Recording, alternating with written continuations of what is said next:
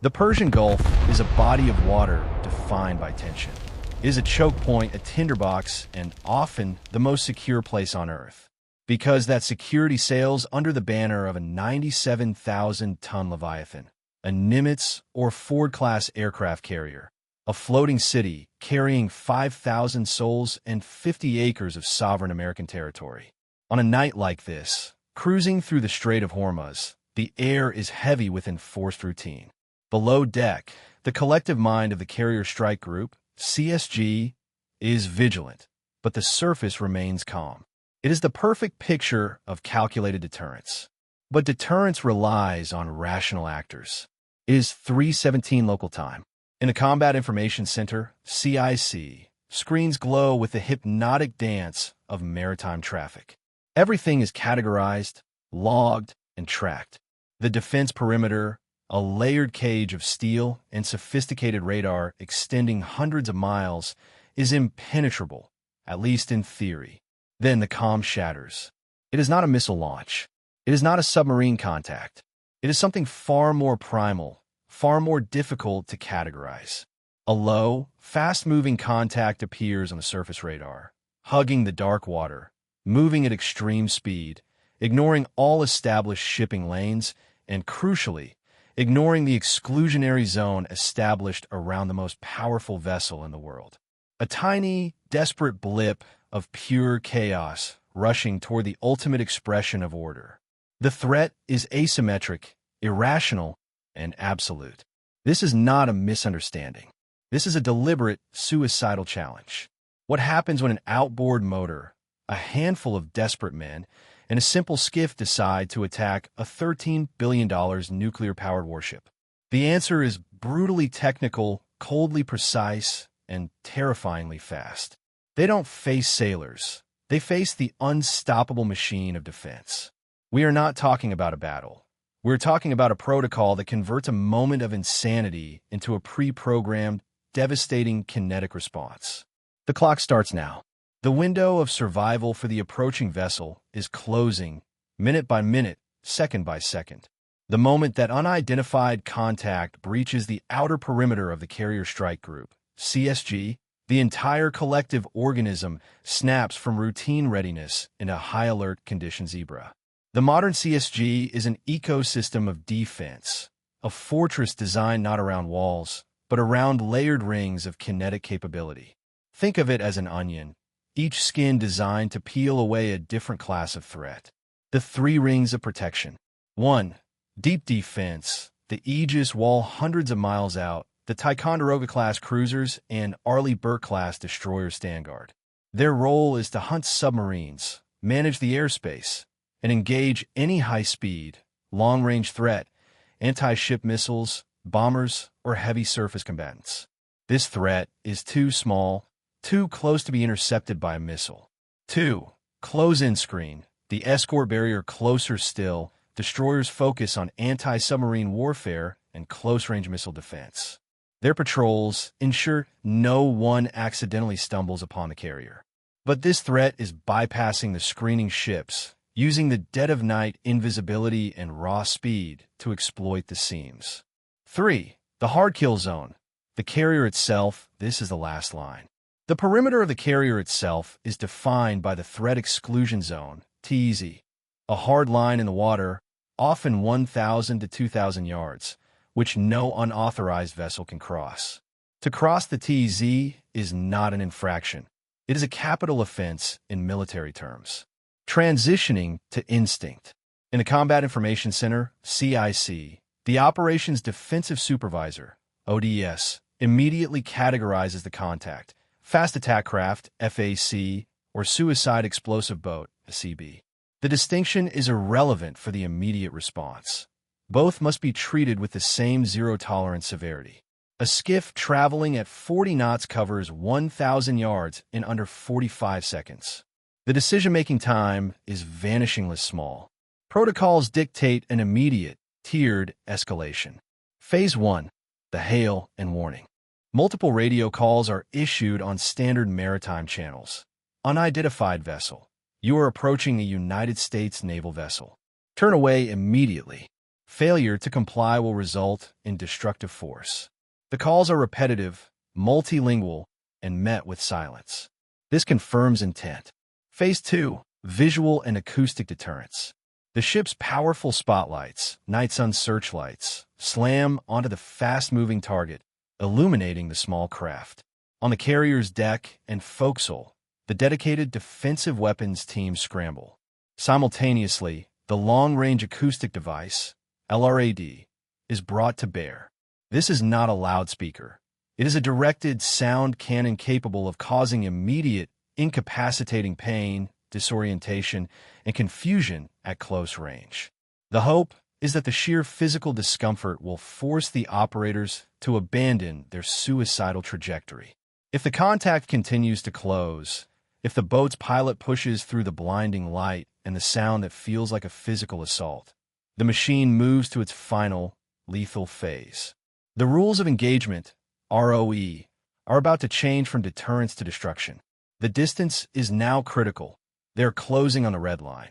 The distance is now irrelevant. What matters is time. The high-speed craft, deafened by the LRAD and blinded by the spotlights, has crossed the red line, is inside 800 meters and still accelerating. This is the physiological failure point, the point at which the vessel's operators have forfeited any claim to non-lethal consideration. They are no longer simply pirates. They are an imminent kinetic threat. The contrast between the approaching speck of fiberglass and the 97,000-ton monolith is staggering. Yet, the smallness of the threat is precisely why the response must be so swift and overwhelming. The lesson learned by the U.S. Navy on October 12, 2000, aboard the USS Cole, dictates that a small boat carrying a sufficient payload can inflict catastrophic, mission-ending damage. The luxury of patience no longer exists. Navigating the ROE tightrope.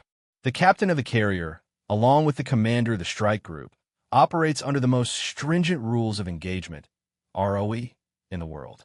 They are legally and morally obligated to apply the minimum force necessary to neutralize the threat. But at 800 meters and 40 knots, the minimum necessary force is rapidly escalating toward absolute destruction. Step 4. Warning shots. The order comes down precise and instantaneous. Fire warning shots, .50 caliber. Ahead of the bow. The .50 caliber M2 heavy machine gun is not a toy. It fires rounds with stopping power capable of piercing light armor. On the forecastle of the carrier, the designated gunner, a petty officer who has spent years training for this infinitesimal margin of action, loads the armor-piercing tracer rounds. He is aiming not to hit the vessel, but to use the water itself as a weapon.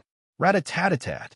The tracers rip through the night, splashing spectacularly 50 meters ahead of the approaching skiff.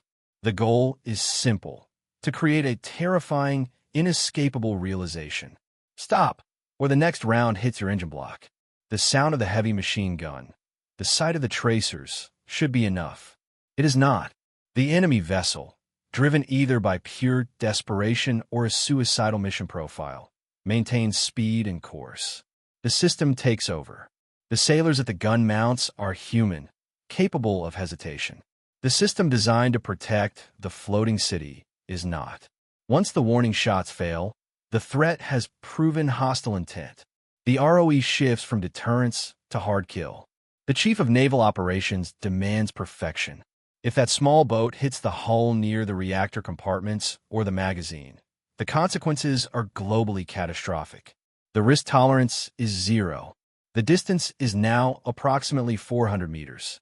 Impact is less than 20 seconds away. In the CIC, the Defensive Weapons Coordinator, DWC, has already prepared the ultimate automated response. He bypasses the human element in favor of the collective intelligence, forged from steel and decades of protocol.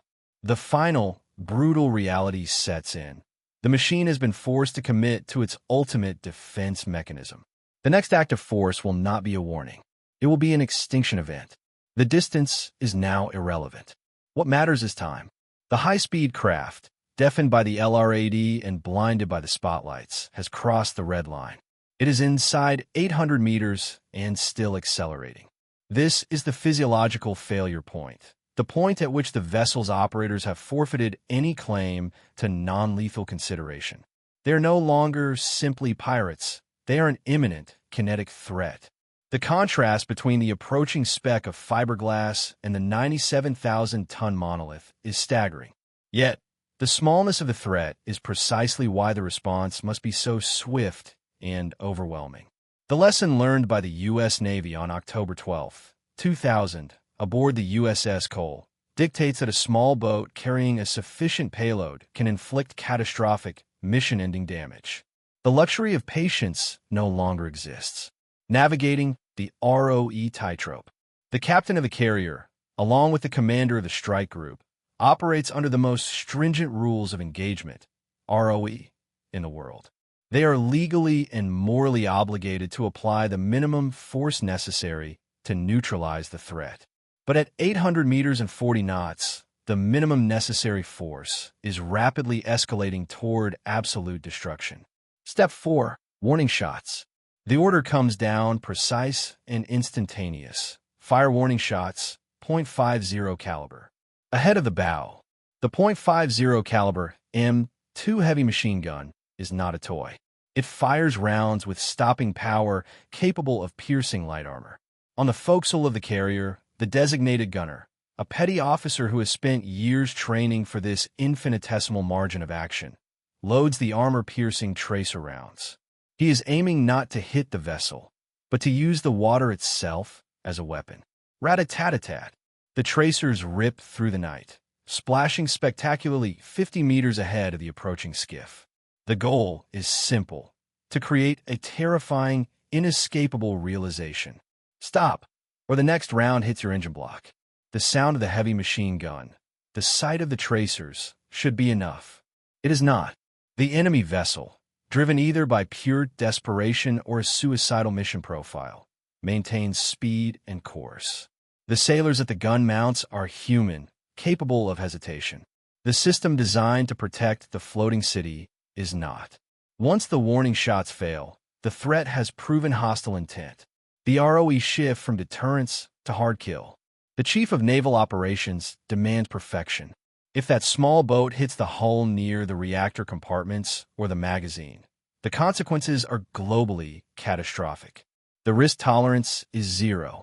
The distance is now approximately 400 meters. Impact is less than 20 seconds away. In the CIC, the Defensive Weapons Coordinator, DWC, has already prepared the ultimate automated response. He bypasses the human element in favor of the collective intelligence, forged from steel and decades of protocol. The final, brutal reality sets in. The machine has been forced to commit to its ultimate defense mechanism. The next act of force will not be a warning. It will be an extinction event. The human decision-making process is over. The irrationality of the attacker has triggered the most efficient, ruthless system of defense ever devised for a naval vessel. The fast boat is 300 meters away. It is no longer categorized as a vessel.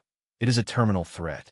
Enter the Phalanx Close-In Weapon System, CIWS, known colloquially as ARC-2, D2, due to its distinctive dome shape, but possessing a ferocity that belies the nickname. CIWS is the carrier's final, desperate guardian. It was primarily designed to shoot down incoming anti-ship missiles traveling at supersonic speeds, a threat measured in milliseconds. Its application against a small surface vessel demonstrates the absolute seriousness of the breach. The cold calculus of destruction. The CWS is a radar-guided, computer-controlled 20mm M61 Vulcan Gatling cannon. Rate of fire, 4,500 rounds per minute. That is 75 rounds per second. Ammunition, high-density, armor-piercing, discarding sabot rounds, often utilizing depleted uranium or tungsten for maximum kinetic impact.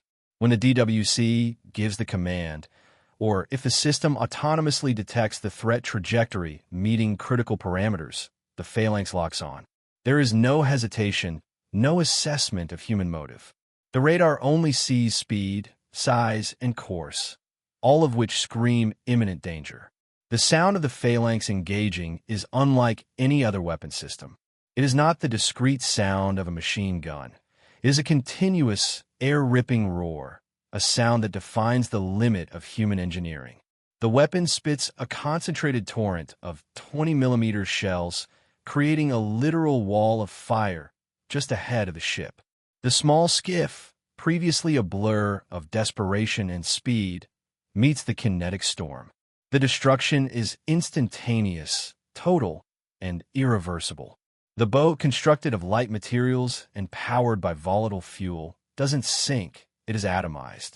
The sheer volume of high-velocity ordnance shatters the fiberglass hull, vaporizes the engine, and fragments the physical structure into pieces no larger than a human hand. The incident is measured not in the exchange of fire, but in the total time the CIWS was engaged, typically 1.5 to 2 seconds of sustained fire. Where the contact was, there is only a rapidly expanding cloud of steam, fine debris, and churning water. The statistical brutality of the machine has been demonstrated. The threat is neutralized. The protocol worked perfectly, but the psychological implications linger. The immediate aftermath requires the system to switch back from destruction to evidence gathering and damage assessment, ensuring that no secondary threat exists and that the rules of engagement were strictly followed. The system is designed to kill, but it is equally designed for accountability. The carrier sails on, its mission uninterrupted. The incident is logged, precise and clinical. Unauthorized surface contact neutralized within the threat exclusion zone. CIWS employed. Threat eliminated. The ultimate question remains, why does the U.S. Navy require such an absolute, overwhelming response to such a tiny threat? The answer lies in the ghosts of the past. The immediate and overwhelming destruction of the fast attack craft is not an overreaction. It is the direct, cold, and calculated result of painful lessons learned. The current, uncompromising rules of engagement were not born in a vacuum of strategic theory. They were forged in the white-hot crucible of catastrophic loss. Before the attack on the guided missile destroyer USS Cole in the port of Aden, Yemen, on October 12, 2000, the naval doctrine regarding small, non-threatening vessels was relatively relaxed, particularly in friendly or neutral waters. Small craft, skiffs, fishing boats, dinghies, were considered part of the maritime background noise, not existential threats. This doctrine was shattered when a seemingly innocuous fiberglass boat, packed with several hundred pounds of high explosives, pulled alongside the Cole. The subsequent detonation ripped a 40 by 60-foot hole in the destroyer's hull, killing 17 sailors and wounding 37. The Cole attack fundamentally changed the psychological and operational landscape of the U.S. Navy. The post-Cole paradigm shift. 1. Reclassification of threat. The Cole proved that an asymmetrical, low-tech threat could defeat the layered defense of a billion-dollar warship if it was allowed to approach the hull. 2. The TZ becomes absolute. The concept of the threat exclusion zone, TZ, hardened from a recommendation into a mandatory, unforgiving boundary. Any vessel breaching the TZ, ignoring warnings, is now treated as a potential suicide explosive boat, a CB. 3. Emphasis on standoff. The protocol mandated using non-lethal deterrents, NLD, like LRAD and water cannons earlier, but also emphasized that if NLD failed, the response must be lethal and executed at the maximum possible range. Hesitation is no longer tactical. It is fatal. The historical context also explains the necessary brutality of the Phalanx CIWS deployment. While M2.50 cal machine guns are the preferred tool for a low-tech threat, the CIWS is the ultimate safeguard. Its inclusion in the protocol underscores the worst-case assumption. The fast boat is not just piloted by pirates. It is a remote-controlled drone, or its crew is neutralized, and the boat is on an automated collision course with a massive ID. To counter this, the Navy evolved its physical and technological defenses. RAM, rolling airframe missile, though primarily anti-air, systems like RAM provide an option for fast surface targets that might be too robust for .50 cal fire, extending the hard kill range beyond the immediate CIWS perimeter. Acoustic fences and radar refinement. The carrier group's radar systems are constantly refined to better filter out maritime clutter and identify the unique signature of small, fast, low-profile threats, the very definition of the asymmetrical challenge. The historical truth is that 17 sailors paid the ultimate price of vulnerability 2 decades ago. The protocol that annihilated the attacking skiff in the Strait of Hormuz ensures that price will not be paid again. The machine remembers. The roar of the CIWS dies down, replaced only by the heavy hum of the nuclear reactors and the persistent slap of the waves against the carrier's hull. The immediate crisis is over. The incident, measured in a handful of high-tension minutes and 2 seconds of hyper-lethal kinetic energy, is now history. But the philosophy behind the action remains. On the bridge and in the CIC, there is no celebration. Military protocol treats the destruction of the threat with clinical detachment. The event is a verification of protocol. Did the system work? Yes. Was the response proportionate to the threat, considering the ROE? Yes. Immediate procedures begin. 1. Search and salvage. Though the probability is near zero, escort ships are tasked with searching the debris field. This is partly for accountability, ensuring no survivors who could be interrogated, and partly to confirm the threat's nature. 2. Documentation. Every single step, from the initial radar contact to the final CIWS discharge, is logged, timed, and cross-referenced with radar tapes and video recordings. This documentation is essential for internal review and, if necessary, international justification. The crew members who operated the final defensive systems, the gunners on the .50 caliber and the DWC in the CIC, will undergo mandated debriefing. They acted under immense pressure, but they followed the strict, unforgiving doctrine of the U.S. Navy. Protect the platform, protect the mission, protect the crew. The incident reveals the brutal core of the nobody left behind ethos when applied to the platform itself. The safety of the 5,000 personnel aboard the carrier supersedes the individual human element of the aggressors. The destruction of the pirate skiff is not an act of malice. It is an act of collective preservation. The U.S. Navy carries a colossal responsibility. A modern aircraft carrier is not just a warship. It is a critical instrument of global policy and power projection. Allowing an unverified, hostile contact to approach its hull is an unacceptable operational failure with potential international repercussions, let alone the internal risk to life and property. The ultimate price of military duty for the sailors aboard the carrier is the unwavering readiness to use overwhelming, definitive force when the strict parameters of the protocol are met. The confrontation between the fragile, asymmetric threat and the collective mind forged of steel ends the only way it can. The sea is a cruel reality.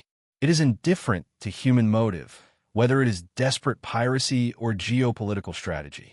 The American aircraft carrier exists to defy the ocean's random chaos, imposing a zone of order and absolute security around its mission. When pirates, or any actor driven by desperation or malice, decide to attack that machine, they are not relying on skill or strategy. They are relying on hope and chance. The Numalamea Machina Spasania, the unstoppable machine of salvation, eliminates chance. It eliminates hope. It operates on statistical certainty and historical precedent. Technology can extend the window of survival, but the fundamental law of the modern naval engagement remains unchanged. The security perimeter is absolute, and our readiness to defend it, with lethal, instantaneous force, is the ultimate price of duty. The machine responded. The protocol changed everything.